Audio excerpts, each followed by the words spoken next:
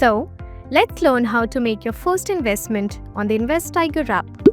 As a first-time user, when you click on Invest on the dashboard and try to transfer funds, the app will display the InvesTiger terms and conditions and a disclaimer page. You must agree to these terms to proceed further. Let's quickly go through the process.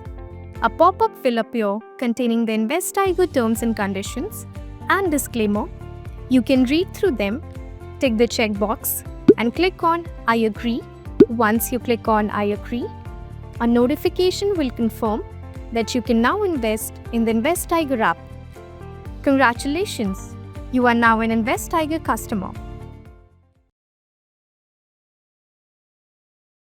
Investment in securities market are subject to market risks. Read all the related documents carefully before investing.